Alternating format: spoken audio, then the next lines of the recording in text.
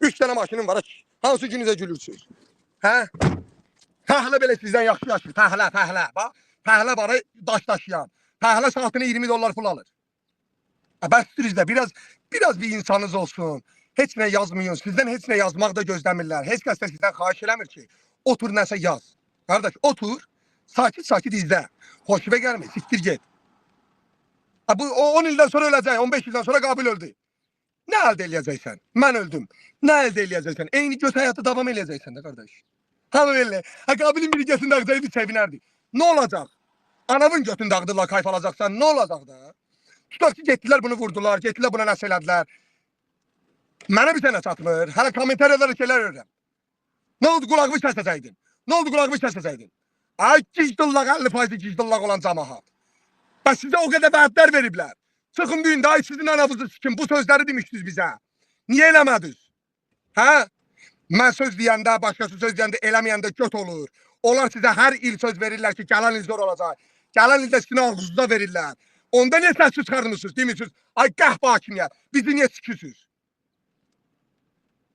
Xaricdə uşaq doğulur, sevinirlər, dövlət qarşılayır, hər şey olur. Deyirlər, bizim vətəndaş doğulur, nə gözəl. Pul verirlər, yardım edirlər, uşaq pulu, yemək pulu, uşağa görə ev pulu, 3000 evdə qalsansa onun yarısını dövlət verir. Almaniyada vahşi çoxdur. İstəmirsən ona görə pul verir. Ana istəmədiyinə anaya pul verir. Azərbaycanda uşaq doğurlar 1500 manat. 75 manat uşaq doğulanda pul verir uşağa. 90 manat nə qədərdir. Onun üçün də sənə bir ay sənəd istəyir yığasan. Gicdillaq, görmürsən bu doğulub. Özün qaçıb sənəd yığmalısan o 70-80 manat ala bilmək üçün. Ən ucuz cərimə 70 manat da Azərbaycanda, 40 manat, 50 manatdır. Heç fikirləşmirsiniz ki, minimum əmək haqqısı 13 manat olan ölkədə gün ərzində 13 manata işləyirsən. 15 dollar, 16 dollar alıram. Bir dənə bura bax. Mənim sigaretimin pulundan az sənin günlük qazancındır. Bəs heç fikirləşmirsən ki, mən günə 13 manata işləyirəm. Getdim, maşın aldım. Mənə 80 manat cərimə yazdı. Sənin 6 günün pulu edir. Sən 6 gün dövlət üçün işləməlisən, dövlətə o rüsumü cəriməni ödəməyə. Fikirləşə yoxdur axı bu fikirləşəsən. Bu gəri sikilmiş ola ki fikirləşəsən də. Bu olmadığı yerdə necə fikirləşəsən?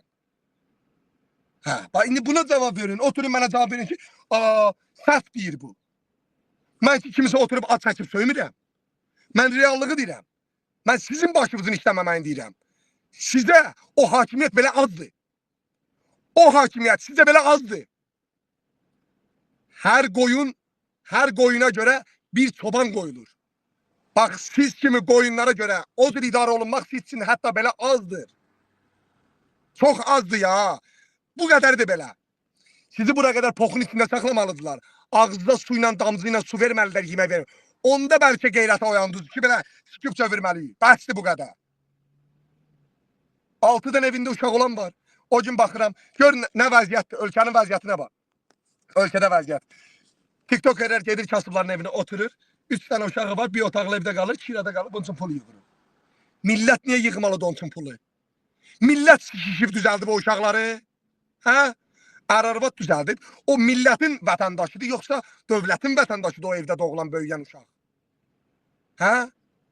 Dövlətin vətəndaşıdır da. Bax, oğlan uşağı 18 yaşı çatanda götün dağıda vətənə borcun var deyirlər.